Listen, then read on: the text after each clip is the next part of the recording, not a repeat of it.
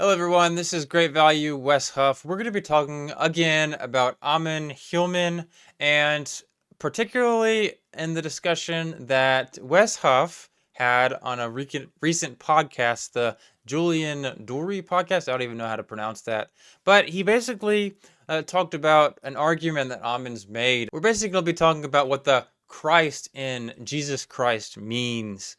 And Ammon's made some pretty wild claims. Uh, Ammon's made some pretty wild claims, and Wes has taken him to task. So we're going to talk about that today and see what kind of arguments Wes has in store for us. Named Ammon Hillman. This is a guy who, to empathize with him, has been attacked mercilessly for years by structures up to and including the literal Catholic Church, where, they got him kicked out of jobs and shit like Uh, Apparently, Julian has not read the court documents, which you can actually read on my YouTube video that we'll see in the comments. So there's this false impression that Ammon got kicked out of the school he was teaching because of free speech and of a play. But no, it was sexual misconduct, and you can read it. Like, I literally read the court documents if you want to check it out. that. Right. And at the base case, as someone on an expert of languages, there's no doubt that he has a massive understanding. It doesn't mean he's right about everything, but he has a massive understanding of ancient languages and certain parts of that very few, if any, people study. There are guys like Brian Morescu who talk about and have cited him before and talk about what a brilliant guy he is. That said, the reason I wasn't the biggest fan is because I think, in the equal but opposite reaction to life that I talked about earlier, he has been strongly behaviorally motivated by anger at what has been, I agree, unfairly done to him in many ways, that has kind of pushed him to a point where he wants to get to the opposite conclusion no matter what. So it's not good enough that, like, for example, the Catholic Church and the teachings of Christianity are wrong. It's like, no, Jesus used kids as drugs. Yeah. And it has to go Yeah. too far. That said, I do find it really interesting that Ammon goes on these big spiels about, like, hey, you shouldn't do scholarship if you are, motivated by other things other than truth.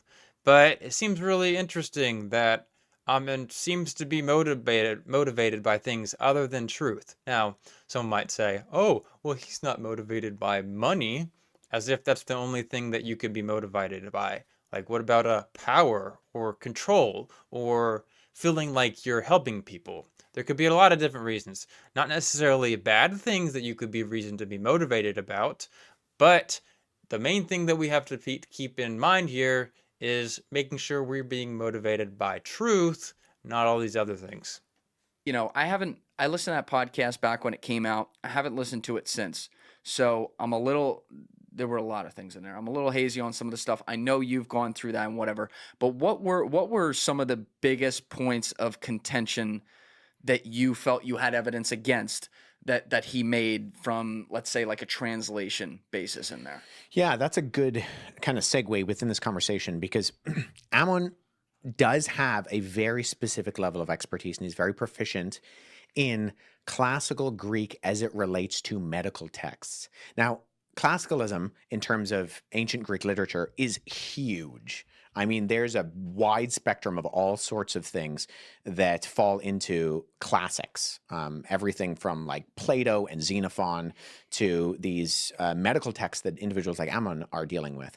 I think part of the problem, and aside from the character assassination that I can't speak to because I've only seen bits and parts of it and would probably agree with you that that's not fair. His arguments in particular are not just fringe, they're him against the entirety of the scholarship. And that's where he's taking very specific parameters for words and he's then applying them in ways in contexts where they just do not apply. And So the reason why Wes mentions that he is not only fringe, but him against all of scholarship is because not like, oh, all the scholars agreed, therefore he must be wrong. Like, no, nobody's ever going to make that argument. Like, that's a nonsense argument, okay? So if you think that's what someone says by that, you need to rethink how you're listening to them, okay? So the reason why people say everybody in scholarship disagrees, because just on face value, the chances of literally all scholars disagreeing with someone is just astronomically low if you have a good argument. Doesn't mean that someone's wrong based off that. What it means is that we need to be really, really, really, really, really careful with someone that has literally all of the experts in the world disagreeing with them. And just to get into a little bit more detail, why is that so astronomically low? Okay. For one, there are scholars on all ends of the spectrum. You have very conservative scholars that only want to justify the Bible. Then you have very, very, very liberal scholars, just very, very, very liberal, that any chance they will get, they will willingly accept views that are just absolutely wild and crazy. Why that is important is because if someone like Ammon comes to a scholar like that, that is predisposed to be looking for views that, go with whatever they want to believe before that. Someone like that is going to go with views that are just absolutely wild and crazy to everybody else, but because they want to justify whatever they already believe about, Jesus or Christianity in general, they're willing to believe in negative things. So the very fact that Ammon has managed to convince nobody in scholarship about his interpretation is just wild. It is insane. Surely, if he has good evidence for his arguments, someone out there would believe him. There are literally hundreds of people looking for reasons to basically critique the Bible. They're looking for reasons to dismiss it. Like, that is very obvious to anybody who's familiar with scholarship. All the time, there are new views that are proposed that get submitted in peer review, that scholars like to talk about, that are that portray the Bible in negative ways. Think about the topic of the Trinity. Lots of scholars say that the biblical writers were not Trinitarian. Think about Asherah and El in the Old Testament. Think about the documentary hypothesis. How so many scholars would say, hey, most of the Old Testament is not historical. Or the New Testament, where a lot of the New Testament writers don't think the text is historical. You even have Carl Ruck, who doesn't even believe Jesus existed at all, who is very familiar with Ammon's views. He doesn't even think Ammon's right about a lot of the stuff he says. You don't think someone like Carl Ruck would be wanting to accept Ammon's views that portray Jesus in such a negative light? Ammon has managed to convince literally zero scholars out there. And if there is a scholar, bring him up. Point him out in the comments. And individuals who I greatly disagree on a whole range of things. Individuals like Dan McClellan and Kip Davis, who Kip is actually a fellow Canadian. He lives out in British Columbia, but have pointed out the fact that what he's doing is he's applying a very specific level of terminology within the ancient Greek language in cases where it doesn't apply. And so it's the equivalent of saying, so in my own sort of sphere and field, there are specific terminologies that exist within theology, like we talk about Christ condescending. And what we mean by that is literally the Latin con, meaning with, and descend, to come down. And so when we're talking about the condescension of Christ, what we're talking about is the humility of Christ, to step out of his eternal throne as the second person of the Trinity, stepping into humanity. But if you were to say to someone after this, if someone said like, hey, you met Wes Huff, how was he? And you went, he's a little bit condescending. You wouldn't be talking about my humility. No. Right? Because that word has a different meaning in its different context. And part of the problem with something like what Ammon says is that he's taking terminology that exists within the parameters of a specific field, and then he's applying them in areas where there's an entirely different contextual meaning and spectrum of understanding. So part of what he said that some people jumped on was that he says that the word Christ comes from the Greek word chrio, which Yes. it does, right? To anoint. And in ancient Greek medical texts, there is a usage of that which he has capitalized on with applying drugs to your eyes. Now, more broadly, Rio does mean to rub, particularly a liquid ointment or substance, on your body. So this relates to everything from bathing to ritual practices in religious circumstances. But you could likewise say if you were an ancient Roman and you had a bath and you came out and you put on cream, skin cream, Right. so your skin didn't dry out, that was an example of Rio. You were applying it to your body. Well, within the religious connotation of Christianity, it is the translation of the Greek word Mashiach, Messiah, which likewise means anointed one, right? There were multiple anointed ones in the Old Testament. It was just a word that was referred to priests or kings and had a very specific connotation in the Mashiach who would come and be different. And the Greek translation of that, which both the Greek translation of the Old Testament and in the New Testament both use, is Christ. Why? Because it means anointed one. So Ammon takes that and he says, well, in this very specific instance, in this stream of classical medical literature, it means to apply a drug to your eyes. And it does mean that in the particular instance that it's being used. But this is where semantic range is very important. And this is the problem that some others have. Yeah, should we pull up this clip, by the way? Sure. Just so there are people to follow along with. Right? Christ. What is the Antichrist? What is the Christ, if you have to know them? Antichrist, you Okay, first, that's nonsense. You don't have to know what the anti is something is to know the actual thing. You don't need to know what anti-gravity is to know what gravity is, right? So whatever I'm saying here to start off is just weird and odd why he would ever say that. have to know the Christ. Right. It's a Greek word For? for applying a drug to your eyes so that they may be open. That's what the Christ means in Greek. Yes, it's from the verb chrio, to be stung by the gadfly. Who's the gadfly? It's a state of mania. They call it in Greek oistromania, to be in an altered state. Right. It's a thing they had going on. Remember, they have orgies and stuff like that, so you better buckle up. Okay. So that and that's kind of what you were just getting at with what he says there.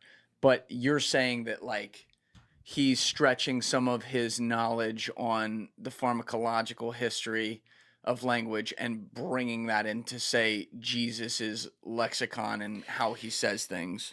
He's confusing and conflating whole realms of how we do interpretation of ancient languages and how those operate within a specific context.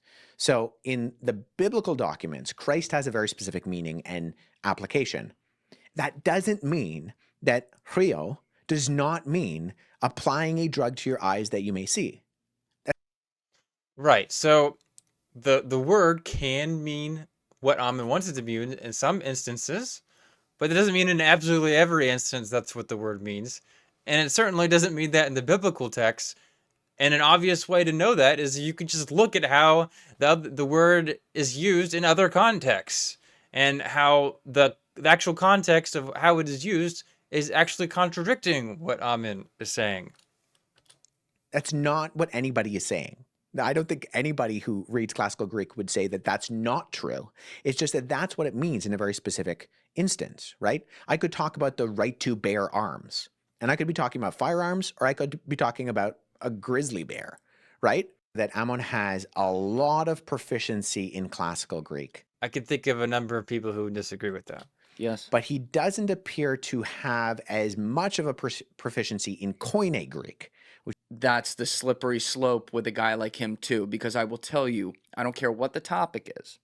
Whenever I hear someone come out and say, I'm the only guy that knows That's pretty good. about what's happening with this language because Yeah. I've been studying this my whole life. Right. And there's really no one else who's gone to Israel and studied the Greek among the architecture there. Yeah. When I hear that, that says to me like he's therefore saying, because I'm the only knowledge on this, Mhm. you have to listen to me. And he's precluding that there could be any defenses against what he's saying because other people don't know, which, you know, it's a strong word to use, but when I hear stuff like that, I go, oh, is that like charlatanism? You know, because you're trying to say like, you got to come through me. There's no other bridge here to Right. this knowledge. Yeah, there is a logical fallacy. That's the logical fallacy of the populace in saying that the majority is always right. And I think it's not true that the majority is always right. I mean, I hold positions that is not the position of the majority, even within my field. But it's a matter of then do you have good evidence to push back against the consensus? Because I'm fine with people holding fringe views. I hold a bunch of fringe views. The fact that I date the Gospels, Matthew, Mark, and Luke as early as I do is not the consensus within my field. However, I think there are good reasons to do that. And unfortunately, there are positions within Ammon to give him the credit where it's due in saying he knows classical Greek and in a particular vein incredibly well. However, he then extrapolates that and says, this expertise allows me to make conclusions like the Greek translation of the Old Testament is not a translation, it's the original. And the Hebrew is the translation. When of the tens of thousands of Septuagintal scholars, so that's the Greek translation of the Old Testament, the Septuagint, no one holds that position. Right. Not like there's a contingent here. Nobody. And I think, unfortunately, it's emblematic of the fact that specificity and expertise in one area does not necessarily then extrapolate it into all of the areas that could possibly be Yes, adjacent to that's that. a good point. So what he's basically saying is that if you want to say that, hey, this word means this, then what you should do is give evidence for your position. Give arguments for why people should think that. As we've noted a number of times on the channel, what Ammon will do is he will take one word from the medical texts in classical Greek. He'll look at a biblical text and say, ah, that is seen over here, so it must be this over there. And then he'll say, you know, I'm a Greek expert, so you should just listen to me. But what he'll never do is he'll never give actual arguments for why you should accept that. He'll never give arguments from the context. He'll never give reasons to justify discounting all the other possible meanings. It's just, hey, this is possible, therefore that's it. I saw this from a text way over there, so that's it. And if you disagree with me, give me an argument for why Wes is wrong here. Wes doesn't need to go and cite a bunch of other texts because it should be pretty obvious that the context that we see in the Gospels is very, very, very different than the context we see in the medical texts. And what we have here is a very interesting explanation for the difference between Koine and classical Greek and how we know about them. Because they are very, very different. But then Ammon wants to say, hey, no, the classical Greek, that should be used to interpret the Koine Greek. But they're different types of Greek. And of course, Ammon is not an expert in this Koine Greek. He's an expert in this one version of classical Greek, in this one specific context. So once again, we need an argument for why we should use this very specific type of language of classical Greek, use definitions from that we don't see in the Koine Greek. We should apply it to the Koine Greek. So what is the argument that goes against all the other arguments given by scholars? What is the argument that means that we definitely must take it that way? What is the argument that goes against all the other evidence? It should be really strong. It should be really, really strong. Where is it? Post in the comments. I know people are going to be like, oh, yeah, Wes and Ammon should debate. And I realize that, hey, Ammon made a bit of a response to this video. I also know that Ammon actually asked Wes to debate. So good on Ammon for doing that. But at the same time, uh, Wes said that he was too busy, at least according to Ammon. And I noticed in people in the comments saying, "Hey, he's scared," or "He just doesn't want to debate because he knows he's going to be wrong," which is a bit unjustified in my opinion. And the obvious reason should be that, hey, nobody has an obligation to debate someone. Wes has a lot of stuff going on. He just had all this stuff with Billy Carson. So why would he take a bunch of time, which would be required, a lot of time? Like, it takes a lot of time to understand Ammon's arguments because they're just not seen in scholarship. Like, they don't exist in scholarship. Um, what reason that would be is up to you to understand, but they don't exist in scholarship. No one's ever heard them before. Obviously, you want to take the time to get it right. So not only would he have to prepare for just to understand Ammon's arguments, he would also have to form rebuttals in a clear, able to understand way. Then, of course, he would have to take the time to debate Ammon. Wes has a lot of stuff going on. He's in school.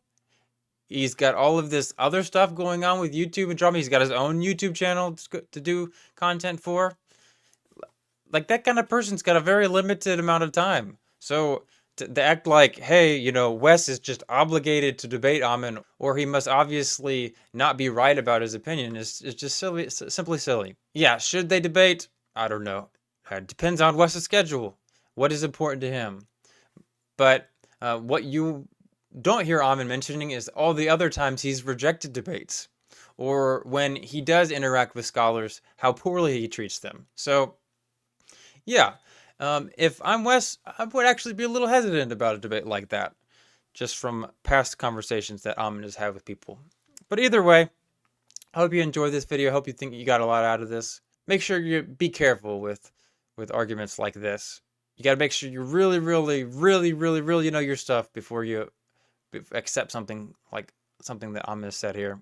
But either way, thank you so much for watching. Make sure you check out other videos on the channel, and I hope you have a good one.